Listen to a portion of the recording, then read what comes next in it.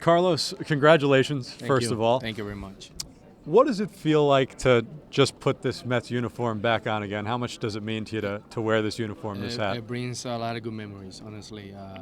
I always said that my best years in baseball, I had them with the Mets, and the fact that I'm back again as a manager of the New York Mets, it's surreal, to be able to being able to stand up right here. But I just really appreciate the Mets believing me, for me to run this ball club, and I'm excited. I'm excited to share with the players the message that I was able to receive throughout 20 years when I was a player, and hopefully being able to impact them in a positive way. But most importantly, we want to create a good environment here in this city.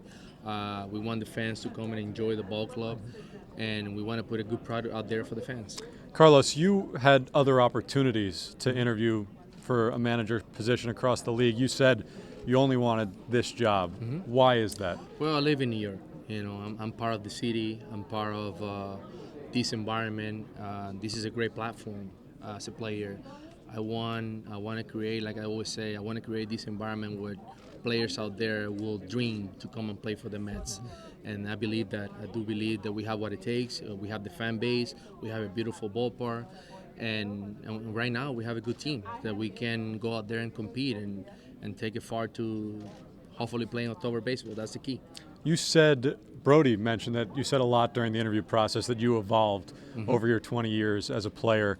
In what area did you evolve the most that you think will lend itself to being a successful manager? Well, for me, honestly, in order for me to play 20 years in the big leagues, I needed to make adjustments. I needed to adapt to the time that I was living. I did a pretty good job researching information that was going to allow me to perform, understanding analytics, understanding all the data out there, and how you can use the data to benefit yourself as a player. In this case, being a manager, I'm looking forward to work with our department and to try to find information that's going to allow us to make good decisions on the field. I know you've talked about this in the past, that there's a place for those analytics, that data, but that you also can't forget about the human element. 100%. So how do you, as a former player who had the success that you had, balance the two in relating with the players? I think the information is great. I always think about when you're doing an investment, you want to know all the facts, all the data, if it's going to be a good investment or not. So analytics is the same, and in baseball it's the same. The way that sometimes, a lot of times, you see a little bit of people not being receptive because the way that you are capable of pass that information forward. So the fact that I was able to be a player and receive that information and being able to digest that information, I will do my job also in being able to transfer that information to the players, and hopefully they can understand that all we want is the best for them. There was a lot of talk up there about your lack of experience as a manager, as a coach. You clearly have the playing experience. What, in your mind, is the number one key to being successful without having that traditional managerial experience? Well, I think you need to communicate. I think communication breach all the gaps, and honestly, I'm pretty good doing that. I'm looking forward to get the support from the organization, the people in the front office, everyone that is going to be around me. The good thing that I like about this organization is that we have such a good people in the front office, people that I know. So I don't feel like I'm coming to a place that I don't know anyone. I feel like I'm coming home to a place where I know the people that is working in the organization. So I understand as a player, when I was a player, that there were things that I didn't know. But I was smart enough to seek to other people that have been there before. So I'm looking forward to have baseball conversations and pick it up. One of the things you said at the end of the press conference was you want to rewrite the history here as a manager. You guys had such good teams when you were here that got so close. Yes. Was there any part of you when you wanted this particular job that felt like you had some unfinished business with the Mets in particular? I think so. I mean, I came here in 2005 with the mentality of winning a championship. Unfortunately, it didn't happen.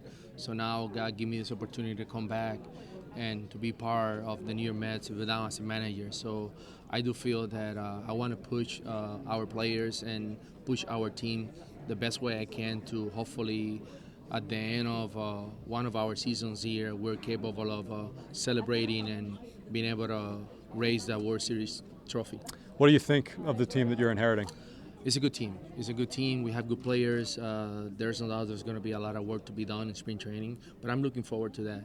I always found spring training such a great time of the year where hopes are high, and you're ready. You show up to spring training in great condition to work hard. So I'm looking forward to that day. Try to give a good message to the players that they feel motivated, that they understand that I got their backs, and I'm gonna fight with them, and hopefully we can have career years from a lot of players in our ball club. Finally, Carlos, you're not only the first Latino manager in Mets history, you're the first Latino manager, head coach in any of the 4 major sports in New York City. What does something like that mean to you?